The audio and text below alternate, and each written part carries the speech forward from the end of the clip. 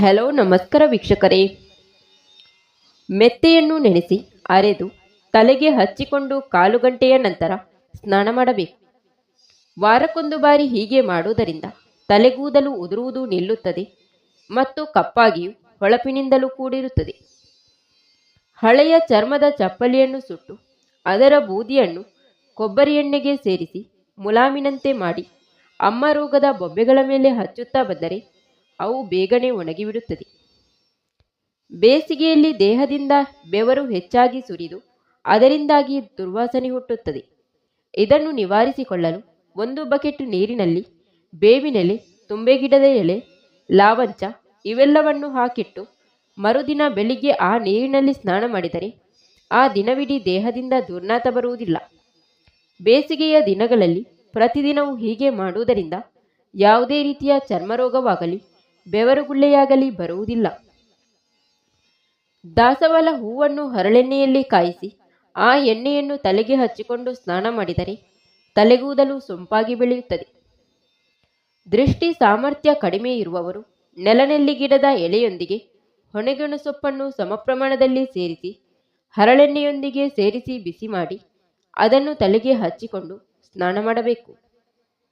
ಬೆಳಗಿನ ಜಾವದಲ್ಲಿ ಮೆದುವಾದ ಹತ್ತಿ ಬಟ್ಟೆಯನ್ನು ಗಿಡಗಳ ಮೇಲೆ ಹರವಿ ಬೆಳಿಗ್ಗೆ ಸೂರ್ಯೋದಯಕ್ಕೆ ಮೊದಲು ಇಬ್ಬನಿಯಿಂದ ತೇವಗೊಂಡ ಆ ಒದ್ದೆ ಬಟ್ಟೆಯಿಂದ ಮುಖವನ್ನು ಒರೆಸಿಕೊಳ್ಳುತ್ತಾ ಬಂದರೆ ಮುಖದ ಸೌಂದರ್ಯ ಹೆಚ್ಚಾಗುತ್ತದೆ. ಬಟ್ಟೆಗಳನ್ನು ಸಾಬೂನು ಪುಡಿ ಕರಗಿಸಿದ ನೀರಿನಲ್ಲಿ ನೆನೆಸುವಾಗ ಆ ನೀರಿಗೆ ಸ್ವಲ್ಪ ಉಪ್ಪಿನ ಪುಡಿಯನ್ನು ಹಾಕಿ ಬಟ್ಟೆಗಳನ್ನು ನೆನೆಸಿಟ್ಟರೆ ಒಗೆದ ನಂತರ ಅವು ಪ್ರಕಾಶಮಾನವಾದ ಹೊಳಪನ್ನು ಹೊಂದಿರುತ್ತದೆ.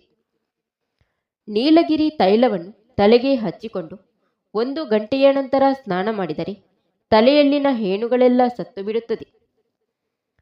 ಸೀತಾಫಲ ಹಣ್ಣಿನ ಬೀಜಗಳನ್ನು ಬಿಸಾಡದೆ ಸಂಗ್ರಹಿಸಿ ಬಿಸಿಲಿನಲ್ಲಿ ಒಣಗಿಸಿ ಅದರ ಮೇಲಿನ ಸಿಪ್ಪೆಯನ್ನು ಸುಲಿದು ಆ ಸಿಪ್ಪೆಗಳನ್ನು ಚೆನ್ನಾಗಿ ಪುಡಿ ಮಾಡಿ ಕೊಬ್ಬರಿ ಎಣ್ಣೆಯೊಂದಿಗೆ ಬೆರೆಸಿ ತಲೆಗೆ ಹಚ್ಚಿಕೊಂಡು ಬಂದರೆ ತಲೆ ಕೂದಲಲ್ಲಿರುವ ಹೇನು ಸೀರುಗಳೆಲ್ಲ ನಾಶವಾಗುತ್ತದೆ.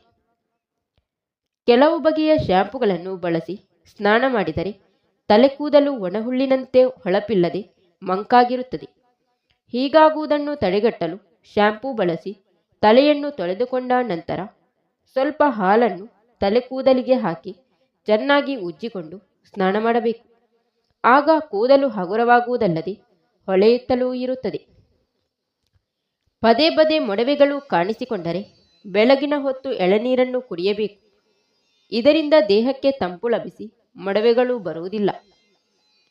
ಪುಡಿ ಉಪ್ಪಿನಿಂದ ಹಲ್ಲುಗಳನ್ನು ವಾರಕ್ಕೊಂದು ಬಾರಿ ಉಜ್ಜುವುದರಿಂದ ಹಲ್ಲುಗಳು ಪಳಪಳನೆ ಹೊಳೆಯುತ್ತದೆ. ಹೊಣೆಗೋಣ ಸೊಪ್ಪನ್ನು ಹಸು ಹಾಲಿನ ತುಪ್ಪದೊಂದಿಗೆ ಸೇರಿಸಿ ರುಬ್ಬಿ ಅದನ್ನು ಸ್ವಲ್ಪವೇ ಬಿಸಿ ಮಾಡಿ ರಾತ್ರಿ ಮಲಗುವಾಗ ಕಣ್ಣುಗಳ ರೆಪ್ಪೆಗಳ ಮೇಲೆ ಇಟ್ಟು ಬಟ್ಟೆ ಕಟ್ಟಿಕೊಂಡು ಮಲಗಿದರೆ ದೃಷ್ಟಿ ತೀಕ್ಷ್ಣವಾಗುವುದಲ್ಲದೆ ಕಣ್ಣುಗಳ ಕಾಂತಿಯೂ ಹೆಚ್ಚಾಗುತ್ತದೆ. ಆಲದ ಚಿಗುರೆಲೆ ಮತ್ತು ಕಡಲೆ ಎರಡನ್ನೂ ಒಟ್ಟಾಗಿ ಅರೆದು ಅದನ್ನು ಮುಖಕ್ಕೆ ಹಚ್ಚಿಕೊಂಡರೆ ಮುಖದ ಮೇಲಿನ ಕಂದು ಬಣ್ಣದ ಕಲೆಗಳು ಮರೆಯಾಗುತ್ತದೆ.